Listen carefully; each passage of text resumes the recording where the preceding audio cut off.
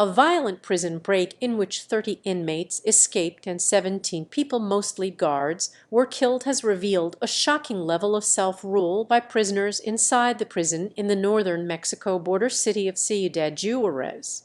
Not only were criminals able to sneak guns, drugs, and luxury goods into prison number 3, they actually held the keys to some sections of the facility, which is located across the border from El Paso, Texas. It was evident that the inmates themselves were practically in charge of security, and that on some cell blocks they had the keys to common areas like classrooms or cafeterias, said Néstor Manuel Armendáriz. Searches after Sunday's uprising and jailbreak turned up 10 VIP cells outfitted with televisions and other comforts. One even had a safe filled with cash. Authorities also found cocaine, methamphetamine, heroin, fentanyl, and marijuana inside the prison, and they found 14 guns just outside. But Armendáriz said supposed searches in 2021 didn't find any of that. 10 of the dead were prison guards who were attacked by gunmen who arrived early Sunday in armored vehicles and fired on the entrance and inside dormitories. The 7 other dead included 2 policemen and 5 suspected attackers. The director of the prison was fired on Tuesday, and 191 inmates considered high risk were transferred out of the overcrowded prison. The inmates who escaped have been identified as members of the Mexicles gang. The Mexicles leader, who was serving a sentence for murder and other crimes, was among the fugitives.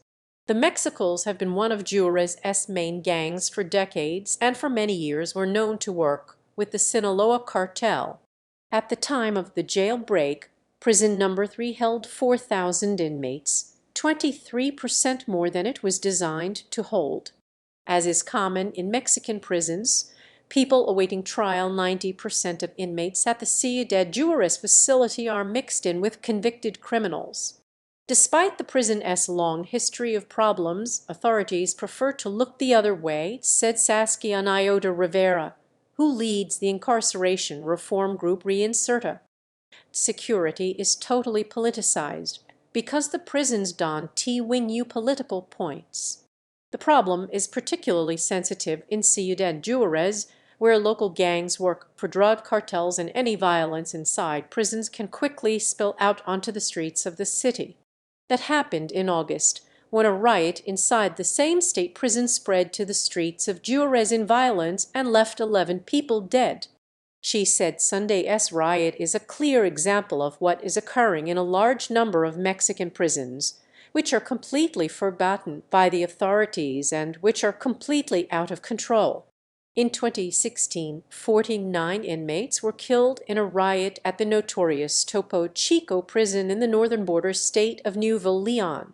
Investigators found the prison to be full of contraband and weapons. The state government finally closed it in 2019. Mexico has a prison population of some 226,000 people, many held in overcrowded conditions in prisons without sufficient guards.